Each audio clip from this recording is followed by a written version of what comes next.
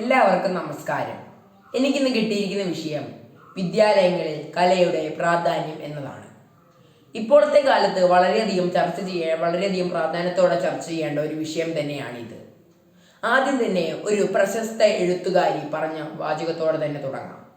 ഒരു പ്രശസ്ത തമിഴ് എഴുത്തുകാരി പറയുകയാണ്, നമുക്ക് ജീവിക്കാൻ ഒരു കഷ്ണം റൊട്ടി മാത്രം പോരാ, റോസാപ്പൂവും വേണമെന്ന്.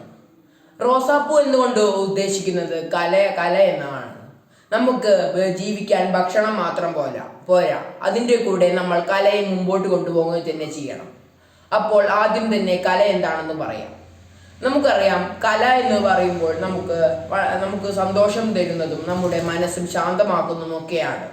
അത് ഇപ്പോൾ നമ്മളൊരു കല അവതരിപ്പിക്കുകയാണെങ്കിൽ ചെയ്യുന്ന ആൾക്കും അത് ആസ്വദിക്കുന്ന ആൾക്കും വളരെയധികം സന്തോഷം തന്നെ ഉണ്ടാക്കാൻ കല കാരണമാകുന്നു.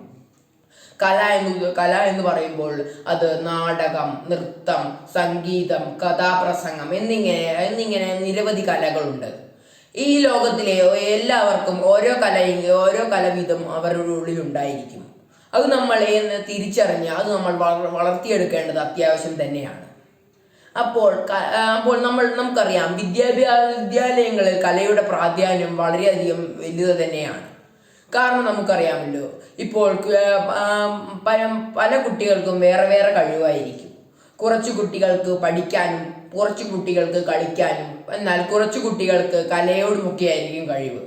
അപ്പോൾ നമുക്കറിയാം, നമ്മുടെ വിദ്യാലയങ്ങളിൽ ഇപ്പോൾ കലോത്സവമൊക്കെ നടക്കുന്നുണ്ട്. അതിൻ്റെ ഏറ്റവും മുഖ്യ ഉദ്ദേശം എന്ന് പറയുന്നത് കുട്ടികളുടെ കല പുറത്ത് കൊണ്ടുവരാനും അവരുടെ കഴിവ് വളർത്തിയെടുക്കാനും ഒക്കെയാണ് നമ്മളുടെ വിദ്യാലയങ്ങളിൽ കലോത്സവം നടക്കുന്നത്. അപ്പോൾ അതിൽ കുട്ടികൾ പങ്കെടുക്കുകയും അവർക്ക് 1ാം റാങ്ക് ലഭിക്കുകയാണെങ്കിൽ അങ്ങനെ സബ് ജില്ലാ തലത്തിലും അങ്ങനെ ജില്ലാ തലത്തിലും സംസ്ഥാന തലത്തിലോട്ടുമൊക്കെ തിരഞ്ഞെടുക്കപ്പെടുകയും ഒക്കെ ചെയ്യുന്നു. അത് കുട്ടികളുടെ വിദ്യാഭ്യാസ കാര്യമായി ബാധിക്കുമോ എന്നായി പല അച്ഛനമ്മമാരുടെയും സംശയം എന്നത്. പക്ഷേങ്കിൽ അത് തെറ്റായ ചിന്താഗതി തന്നെയാണ്.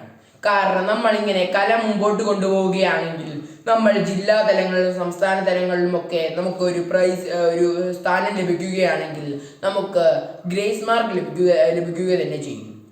അപ്പോൾ അതിലൂടെ നമ്മുടെ കുട്ടികൾക്ക് നല്ല മാർക്ക് കിട്ടാൻ കാരണമാകുന്നു. അപ്പോൾ കല ഒരിക്കലും നമുക്ക് ഒരു ദോഷമായി മാറുന്നില്ല, നമുക്ക് വളരെയധികം ഉപകാരമായി തന്നെയാണ് മാറുന്നത്. അത് കല നമ്മൾ ചെയ്യുകയാണെങ്കിൽ നമുക്കറിയാം, ഇപ്പോഴത്തെ കുട്ടികളുടെ ഏറ്റവും വലിയ പ്രശ്നം എന്ന് പറയുന്നത് വളരെയധികം സമാധാനമില്ലായ്മയാണ്. കാരണം പഠനത്തിനോട് കൂടുതൽ ഇടപെടുമ്പോൾ അവർക്ക് ഒരു സമാധാനം വളരെയധികം കുറവായിരിക്കും. അപ്പോൾ കലയിലുമൊക്കെ ഏർപ്പെടുകയാണെങ്കിൽ കുട്ടികൾക്ക് വളരെയധികം സമാധാനവും സന്തോഷവും ഒക്കെ ലഭിക്കും. അത് കാണുന്ന ആൾക്കും വളരെയധികം സമാധാനവും സന്തോഷവും ഒക്കെ ലഭിക്കും.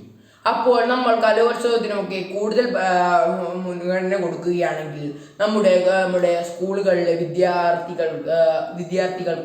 വിദ്യാർത്ഥികളെ നമുക്ക് കലാപരമായ കഴിവുള്ള വിദ്യാർത്ഥികളെ നമുക്ക് വളർത്തിയെടുക്കാൻ കഴിയുക തന്നെ ചെയ്യും. അപ്പോൾ നമ്മൾ അത് ശ്രദ്ധിക്കേണ്ടത് അത്യാവശ്യം തന്നെയാണ്. ഇപ്പോൾ നമുക്ക് ഒരു കഴിവുണ്ടെങ്കിൽ നമ്മൾ തീർച്ചയായും കലോത്സവങ്ങളും മറ്റ് പരിപാടികൾക്കൊക്കെ ഏർപ്പെടേണ്ടത് അത്യാവശ്യം തന്നെയാണ്. കാരണം എങ്കിൽ മാത്രമേ നമ്മുടെ കഴിവ് മറ്റുള്ളവർ തിരിച്ചറിയുകയും നമ്മളെ അഭിനന്ദിക്കുകയും ചെയ്യുകയുള്ളൂ. നമുക്ക് അഭിനന്ദനങ്ങൾ ലഭിക്കുമ്പോൾ മാത്രമേ നമുക്ക് ഇനിയും ആ പരിപാടിയിൽ കൂടണമെന്നുമൊക്കെ നമുക്ക് വിചാരം വരികയുള്ളൂ. അപ്പോൾ നമ്മൾ അങ്ങനെ കൂടിയാൽ മാത്രമേ നമ്മുടെ കഴിവ് പുറം മനുഷ്യർക്ക് മനസ്സിലാവുകയുള്ളൂ. അപ്പോൾ നമ്മൾ അതും ശ്രദ്ധിക്കേണ്ടത് അത്യാവശ്യം തന്നെയാണ്. എനിക്ക് പറയാനുള്ളത്, നമ്മൾ വിദ്യാലയങ്ങൾ കലാപഠനത്തിന്റെ പ്രാധാന്യം വളരെയധികം വലുത് തന്നെയാണ്. എങ്കിൽ മാത്രമേ വരും തലമുറയിൽ വലിയ പാട്ടുകാരും ഒക്കെ വളർന്നു വരികയുള്ളൂ എന്ന് പറഞ്ഞുകൊണ്ട് ഞാൻ എൻ്റെ പ്രസംഗം നിർത്തുന്നു. നന്ദി.